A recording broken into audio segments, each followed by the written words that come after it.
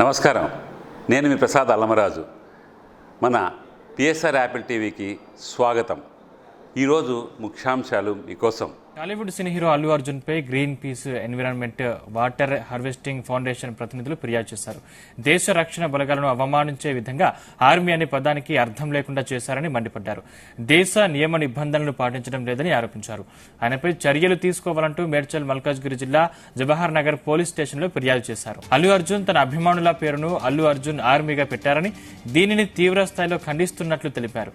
దేశ ఆర్మీ జాతీయ సమగ్రత, జాతీయ భద్రతను అవమానిస్తూ ఆయన విభిన్న వేదికలపై తనకు ఆర్మీ ఉందని ప్రకటించడం దురదృష్టకరమన్నారు.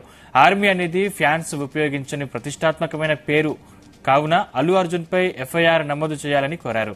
My dear fans, I love my fans. You know, they're like my family. They fight for me. They stand by me. They celebrate me. You know, they stand for me like an army. That's why, you know, on a sweet note, I always call them my army. Thank you, my army. I love you all. I love you all. I will make you all proud. I will make you all proud. If this film becomes a big hit, I will dedicate this film to all my fans. That is my aim.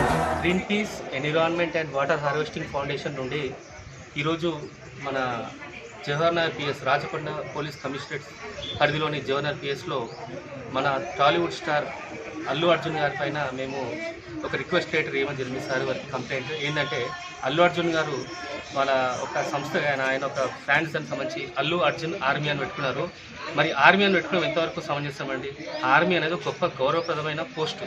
మన దేశాన్ని సంరక్షించేది army, మన దేశ గౌరవం నిలబెట్టేది army, మన దేశాన్ని protect చేసేది army. మరి ఈ అల్లు అర్జున్ ఆర్మీ ఏంటంటే మీరు దయచేసి మీరు ఆర్మీ బదులు మీరు డైహార్డ్ ఫ్యాన్స్ పెట్టుకోండి, అది పెట్టుకోండి. మీరేమన్నా వాళ్ళు మీటింగ్లో మీరే అన్నారు నాకు ఆర్మీ ఉంది ఉందని. ఆర్మీ అంటే ఒక గౌరవం, ఒక రెస్పెక్ట్. సో దయచేసి ఆ ఆర్మీ అనే ఒక ట్యాగ్ని మీరు తొలగించాల్సిందిగా మేము కోరుతున్నాము.